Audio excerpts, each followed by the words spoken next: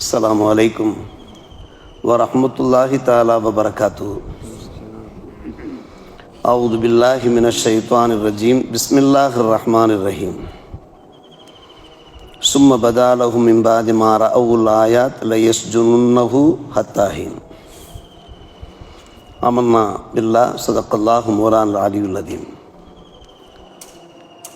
பல்வேறுபட்ட அத்தாட்சிகளை அவர்கள் கண்டதற்கு பின்னாலே அவர்களுக்கு தோன்றியது குறிப்பிட்ட காலம் வரை யூசுப் நபியை சிறையிலே அடைப்பதென தோன்றியது என்று அல்லாஹ் ரப்புல் ஆலமீன் சூரா யூசுப் 12ஆம் அத்தியாயத்தில் 35ஆம் வசனமாக இடம்பெற செய்திருக்கிறான். யூசுப் அலைஹிஸ்ஸலாம் அவர்கள் பல்வேறுபட்ட நெருக்குதல்களுக்கு ஆளாகி இருக்கிறார்கள். ஒரு பக்கம் இம்ராத்துல் அசீஸினுடைய மனைவி தங்களுடைய ஆசைக்கு இச்சைக்கு இணங்க அழைத்திருக்கிறார். அதிலிருந்து அவர்கள் தப்பிக்கிறார்கள்.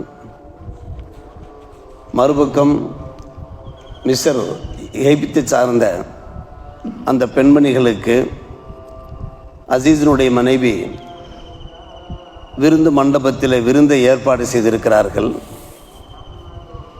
அந்த விருந்தின் போது யூசுப் நபியை பார்க்கிறார்கள், மயங்கி போகிறார்கள். அவர்களும் சேர்ந்து அசீஸினுடைய மனைவியோடு வற்புறுத்துகிறார்கள். நீங்கள் அசீஸினுடைய மனைவிக்கு இணங்குவது தவிர வேறு வழி இல்லை, கட்டுப்பட்டுத்தான் ஆக வேண்டும், அவருடைய ஆசைக்கு இணங்கித்தான் ஆக வேண்டும் என்று அந்த விருந்து மண்டபத்திலே குழுமியிருந்த அந்த சிட்டியை சார்ந்த மங்கையர்கள் பேசுகிறார்கள். மிகவும் நெருக்கடியாக ஆகிவிட்டது யூசுப் நபிக்கு. அல்லாஹ்விடத்தில் இறைஞ்சுகிறார்கள். கடந்த வாரம் அந்த இறைஞ்சுதலை நாம் கேட்டோம். என் இறைவா, இந்த பெண்மணிகள்லாம் ஒன்று சேர்ந்து கொண்டு எந்த ஒரு தீமையின் பக்கம் என்னை அழைக்கிறார்களோ அதை காண சிறைக்கு சென்று விடுவதே எனக்கு மேலானதாக இருக்கிறது. அவர்களுடைய சூழ்ச்சியை நீ என்னை விட்டும் திருப்பாவிட்டால் நான் அறிவியனர்களில் ஒருவனாக ஆகிவிடுவேனே என்று அவர்கள் அல்லாஹ்விடத்தில் இறைஞ்சியதை அல்லாஹ் அங்கீகரித்து கொண்டான். அவருடைய சூழ்ச்சியிலிருந்து அல்லாஹ் அவர்களை பாதுகாத்தான் என்று நாம் கடந்த வாரம் அந்த ஆயத்துக்களை பார்த்தோமே. அல்லாஹ்வினுடைய அந்த கபூலியத்து கிடைத்து விட்டது யூசுப் நபி அவர்களுக்கு அலைஹிஸ்ஸலாம். ஆனால் அதற்கு பின்னாலே எந்த வகையிலையும் யூசுஃபை மசிய செய்ய முடியாது, இணங்க செய்ய முடியாது என்பதை அசீஸுடைய மனைவி விளங்கியதற்கு பின்னாலே அவரை சிறையிலே அடைப்பது தவிர வேறு எந்த வழியும் இல்லை என்கிற முடிவுக்கு அவர் மட்டுமல்ல, அந்த அசீஸுடைய மனைவியினுடைய கணவனாகிய கித்ஃபீர் அசீஸும் அந்த முடிவுக்கு வருகிறார்.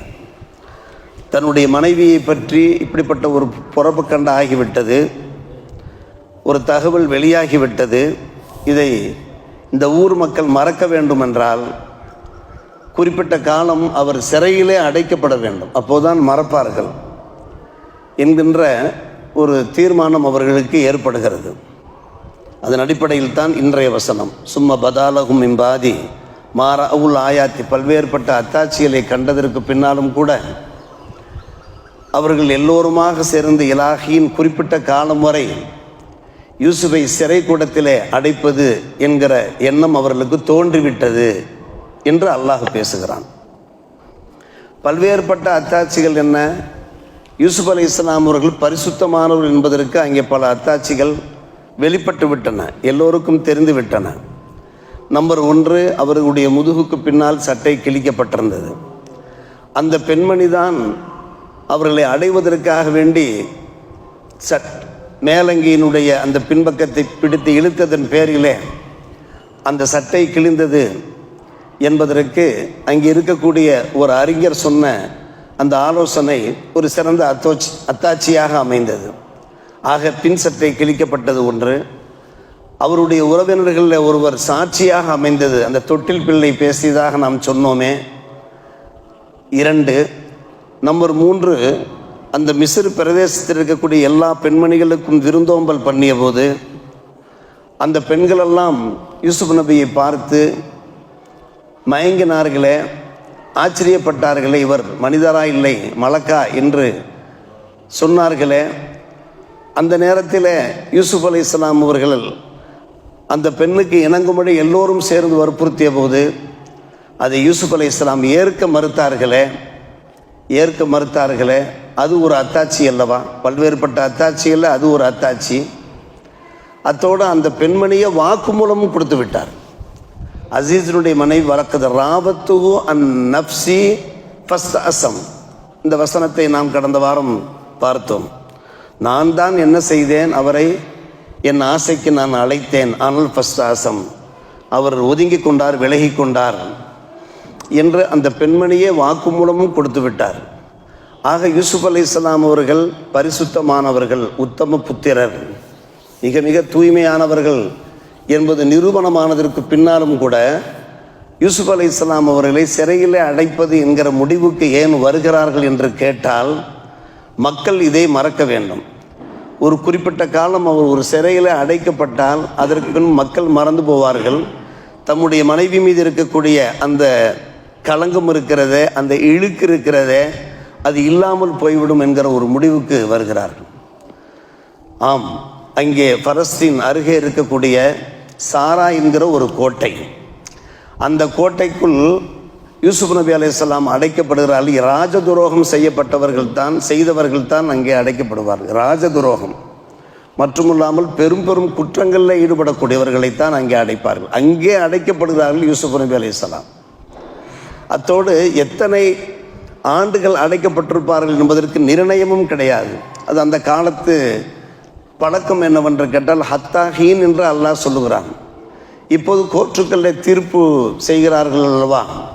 2 ஆண்டுகள், 3 ஆண்டுகள், 10 ஆண்டுகள், 25 ஆண்டுகள் இவர் சிறையில் அடைக்கப்பட வேண்டும், அவருடைய அந்த குற்றங்களுக்கு ஏற்ப இவ்வளவு தொகை அவர் அபராதம் செலுத்த வேண்டும் என்ற அப்படிப்பட்ட ஒரு நடைமுறையெல்லாம் மரபெல்லாம் அந்த காலத்திலே கிடையாது. எனவே குறிப்பிட்ட காலம் என்றால் எவ்வளவு காலம் வேண்டுமானாலும் யூசுப் அலைஹிஸ்ஸலாம் அவர்கள் அந்த சிறைக்கூடத்திலே இருக்க வேண்டும். இந்த சிறைக்கூடமும் கூட பெரும் குற்றவாளிகள் அடைக்கப்படுகின்ற சிறைக்கூடம், ராஜதுரோகம் செய்யக்கூடியவர்கள் அடைக்கப்படுகின்ற ஒரு சிறைக்கூடம். ஆனால் யூசுப் அலைஹிஸ்ஸலாம் அவர்கள் அமைதியாகிவிட்டார்கள். இதுதான் யூசுப் அலைஹிஸ்ஸலாம் அவர்களுக்கு ஏற்பட்ட கடைசி சோதனை. பல்வேறுபட்ட சோதனைகளை கடந்து வந்து விட்டார்கள், அல்லாஹ் காப்பாற்றி விட்டான். கடைசி சோதனையாக அல்லாஹ் இதை அவர்களுக்கு ஏற்படுத்தினான். இவருடைய துஆவை அல்லாஹ் கபூல் செய்து விட்டான். நான் இந்த பெண்கள் அழைக்கின்ற அந்த தீமையிலிருந்து பாதுகாக்கப்பட வேண்டும் யா அல்லாஹ், எனக்கு சிறையே எனக்கு பிரியமானது இருக்கிறது என்று அவர்கள் துஆ கேட்டார்களவா, அந்த துஆவை அல்லாஹ் அங்கீகரித்து விட்டான். நாம் இந்த உலகத்தில் வாழ்கின்றோம், மக்களோடு மக்களாக வாழ்கின்றோம். உள்ளூரில் வெளியூரில் வெளிநாடுகளுக்கெல்லாம் நாம் செல்லுகிற போது பல்வேறுபட்ட பாவங்கள் குற்றச்செயல்கள் நடைபெறுகின்றன. அந்த குற்றச்செயல்கள் பக்கம் மக்கள் அவர்கள் ஈடுபடுவது போன்று நம்மையும் இழுப்பார்கள், வம்புக்கு இழுப்பார்கள். அந்த குற்றச்செயல்களில் ஈடுபடுவதற்கு நம்மையும் கூட இழுப்பார்கள். அந்த நேரத்தில் நாம் மிக கவனமாக இருக்க வேண்டும். மட்டுமல்ல, அல்லாஹ்விடத்திலே கையேந்த வேண்டும். அதற்குத்தான் இந்த ஆயத்து நமக்கு ஆதாரமாக இருக்கிறது. யா அல்லாஹ், இவர்கள் எம்மை அழைக்கின்ற இந்த பாவச் செயல்களிலிருந்து நீதான் என்னை காப்பாற்ற வேண்டும் என்று அல்லாஹ்விடத்திலே நாம் பாதுகாப்பு வேண்டிய, அல்லாஹுடைய உதவி இல்லாமல் எந்த ஒரு மனிதனும் பாவத்திலிருந்து தப்பிக்க முடியாது என்பதற்கான ஒரு அழகிய பாடம் அருமை சகோதரர்களே இன்றைய வசனங்கள் வாயிலாக கிடைக்கிறது. யூசுப் அலைஹிஸ்ஸலாம் அவர்கள் நல்லிதயத்தோடு உயர்ந்த உள்ளத்தோடு அவர்கள் கேட்ட அந்த துஆ கபூலாகிறது. யா அல்லாஹ், இந்த பாவங்களிலிருந்து நீதான் என்னை காப்பாற்ற வேண்டும், இந்த பெண்களுடைய இந்த சூழ்ச்சியிலிருந்து, கபட நாடகத்திலிருந்து என்னை நீதான் காப்பாற்ற வேண்டும் என்று அவர்கள் பரிசுத்த இதயத்தோடு துஆ கேட்டார்கள். அவர் துஆ கபூலாகிவிட்டது. எனவே நாமும் அல்லாஹ்விடத்தில் துஆ கேட்க வேண்டிய கால கட்டாயத்தில் நாம் இருந்து கொண்டிருக்கிறோம். எங்கு பார்த்தாலும் பாவங்கள் மலிந்து போயிருக்கிறது, செயல்கள் அதிகரித்திருக்கின்றன. நாம் அந்த குற்றங்களில் சிக்கி விடுவோமோ, அகப்பட்டு விடுவோமோ, நாம் அல்ல, நம்முடைய பிள்ளைகள் அகப்பட்டு விடுவார்களோ, நம்முடைய பேரப்பிள்ளைகள் அகப்பட்டு விடுவார்களோ, நம்முடைய குடும்பத்தினர் அகப்பட்டு விடுவார்களோ, எல்லோருமே அல்லாஹ்விடத்தில் பாதுகாப்பு வேண்டிய அவசியம் இருக்கிறது. யா அல்லாஹ், பரிசுத்தமான வாழ்க்கையில் நான் இருக்க வேண்டும், ஹலாலான சம்பாத்தியம் நாம் செய்ய வேண்டும் என்று நாம் அல்லாஹ்விடத்தில் தொடர்ந்து துஆ கேட்டவாறு இருந்தோம் என்றால் நிச்சயமாக அல்லாஹ் நம்மை பாதுகாப்பான் என்பதற்கு ஒரு சிறந்த ஒரு பாடமாக இருக்கிறது. எனவே யூசுப் அலைஹிஸ்ஸலாம் அவர்கள் சிறையில் அடைக்கப்பட்டிருக்கிறார்கள். அடுத்து என்ன சம்பவம் நடைபெறுகிறது? அடுத்தடுத்து பல நல்ல விஷயங்கள் நமக்கு அடுத்த வசனங்கள் வாயிலாக அல்லாஹ் நமக்கு எடுத்துரைத்து கொண்டிருக்கிறான். யூசுப் அலைஹிஸ்ஸலாம் அவர்களுக்கு அல்லாஹ் வழங்கிய அந்த இறையச்சத்தை, பரிசுத்த தன்மையை நமக்கும் நம்முடைய குடும்பத்தினருக்கும் நம்முடைய பிள்ளைகளுக்கும் அல்லாஹ் வழங்கி அருள் புரிவானாக.